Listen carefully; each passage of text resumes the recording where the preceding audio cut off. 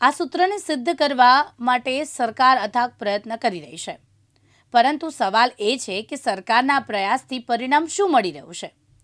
અસંખ્ય એવી ઘટનાઓ સામે આવતા જ હોય છે જ્યાં વિદ્યાર્થીઓને મળવાપાત્ર સરકારી સહાયની સાયકલની હાલત બદથી બદતર છે, તો વિદ્યાર્થીઓને શિક્ષણ જે અપાય છે એ વિદ્યા મંદિર પણ ખંડેર બનવા પામ્યા છે, તો વિદ્યાર્થીઓને મળવાપાત્ર પુસ્તકોની પરિસ્થિતિ દયનીય છે। ત્યારે પાટણમાંથી કંઈક આ પ્રકારના દ્રશ્યો સામે આવ્યા છે, જ્યાં સરકાર દ્વારા આપવામાં આવતી પુસ્તકોની પરિસ્થિતિ દયનીય છે। પાટણ તાલુકાના શિક્ષણાધિકારીની જૂની અને જર્જરિત કચેરીમાં પાટણ શહેર કોંગ્રેસ દ્વારા અચાનક તપાસ હાથ ધરાતા તેમાં એક ઓરડામાં મોટી સંખ્યામાં ચાલુ અભ્યાસના પુસ્તકો પસ્તી સ્વરૂપે ધૂળ ખાતા જોવા મળ્યા। સરકારી શાળામાં ગરીબ વિદ્યાર્થીઓને વિતરણ કરવાના પુસ્તકો મોટા પ્રમાણમાં પસ્તીની હાલતમાં અને ચારે તરફ જાડામાં ઘેરાયેલા જોવા મળ્યા, જેને લઈને શિક્ષણ વિભાગ સામે સવાલો ઊભા થવા પામ્યા છે।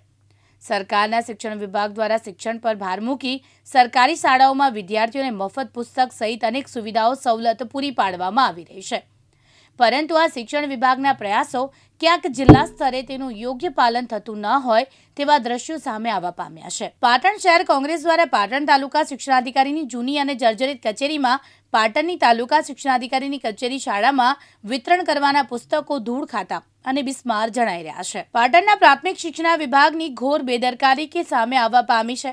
ગરીબ વિદ્યાર્થીઓને અભ્યાસ માટે સરકાર મફત પુસ્તકો તો સ્તરે મોકલે છે, પણ તે પુસ્તકો વિદ્યાર્થી સુધી સમયસર પહોંચતા નથી, જેને લઈને ગરીબ વિદ્યાર્થીઓને મોટા ખર્ચા કરી પુસ્તકો બહારથી ખરીદી કરવી પડે છે અને સરકારી પુસ્તકો ઓરડામાં ધૂળ ખાતા જોવા મળે છે।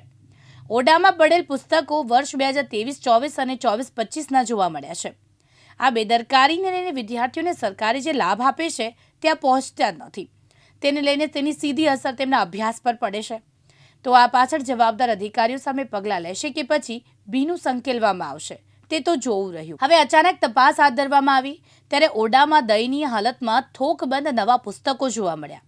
સરકારી શાળાના પુસ્તકો પસ્તીની હાલતમાં જોવા મળ્યા, તો આ નવા પુસ્તકોની ચારે તરફ જાડા જોવા મળ્યા, તો કેટલાક પુસ્તકો તો વરસાદી પાણીમાં પલળી જવા પામ્યા।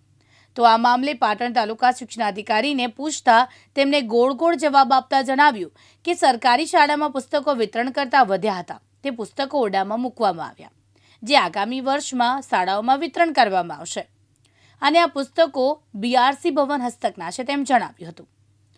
પુસ્તકોની સાર સંભાળ કેમ લેવામાં ન આવી તેવો પ્રશ્ન કરતા અધિકારીએ જણાવ્યું કે બિલ્ડિંગ ખૂબ જ જર્જરિત બનવા પામી છે, જેને લઈને અમારી બેઠક વ્યવસ્થા પણ પાટણ તાલુકા કચેરી ખાતે થાય છે, પણ બચત પુસ્તકી તો ત્યાં જ મૂકવામાં આવ્યા છે તેમ જણાવીને હાથ ખંખેરી નાખ્યા હતા।